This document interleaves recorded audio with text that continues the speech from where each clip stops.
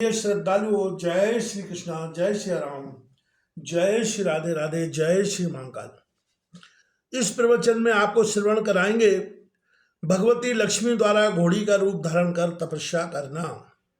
जन्मेजय बोले, हे मुने, इस प्रकार कोप करके भगवान के द्वारा शापित लक्ष्मी जी ने घोड़ी के रूप में किस प्रकार जन्म लिया और उसके बाद रेवंत ने क्या किया तथा घोड़ी के रूप में लक्ष्मी जी ने कहाँ समय बिताया और विष्णु से अलग हो रहती हुई उन्होंने किस प्रकार पुत्र प्राप्त किया तथा विष्णु का समागम कब प्राप्त हुआ, मैं इस आख्यान को सुनना चाहता हूँ।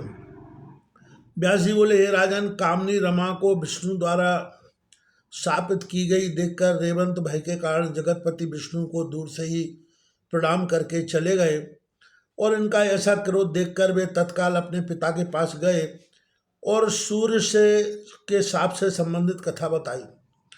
इसके बाद लक्ष्मी जी विष्णु जी से आज्ञा लेकर मृतलोक में घोड़ी रूप धारण कर आ गईं और जहाँ सूर्य की पत्नी ने पूर्व समय में उत्तर दिशा में यमुना तमसा नदी के संगम पर सभी मनोरथ पूर्ण करने वाले सुंदर बनों से सुशोभित जिस स्थान पर कठोर तपस्या की थी, वहीं बड़वान रूप धारणी लक्ष्मी शीघ्र पहुंच गई।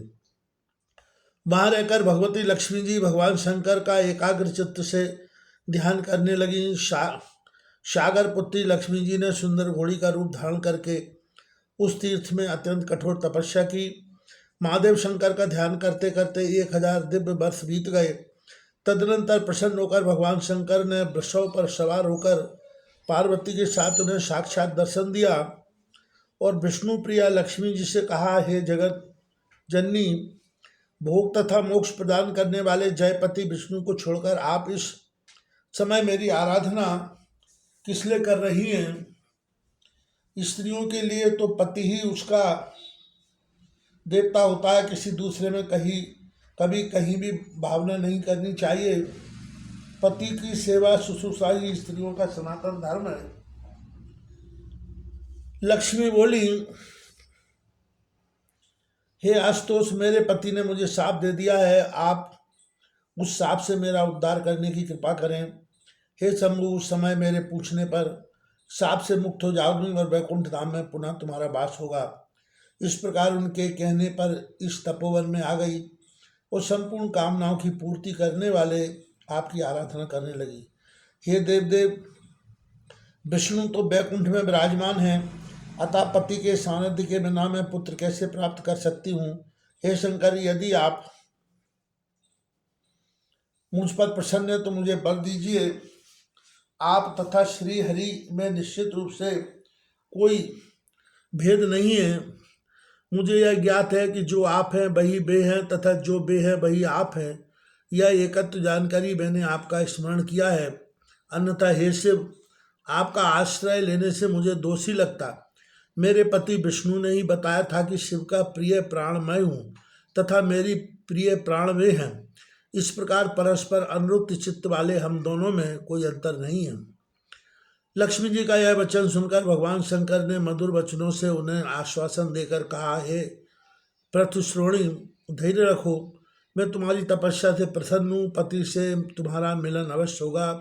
वे भगवान जगदीश्वर मुझसे प्रेरित होकर तुम्हारी कामना पूर्ण करने के लिए अश्व का रूप धारण करके यहाँ पर आएंगे, जिनसे नारायण के समान तुम्हें पुत्र उत्पन्न होगा और वह पृथ्वी पर राजा के रूप में प्रतिष्ठित तथा सभी से नमस्कृत होगा।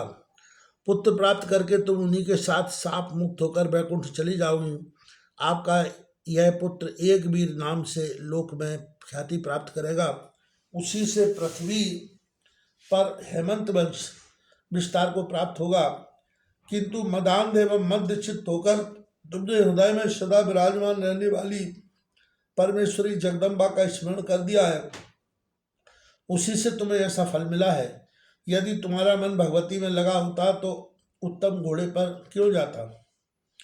अतः उन्हीं देवी की शरण में सर्वात्म भाव से जाओ। ऐसा कहकर शंकर पार्वती अंतर ध्यान हो गए और लक्ष्मी जी भगवती जगदम्बा के चरण कमल का ध्यान करने लगी और अपने पति श्री हरि के अश्व रूप धारण करके अपने की प्रतीक्षा करती हुई प्रेम युक्त गदगद वाणी से बार बार उनकी स्तुति करती रही।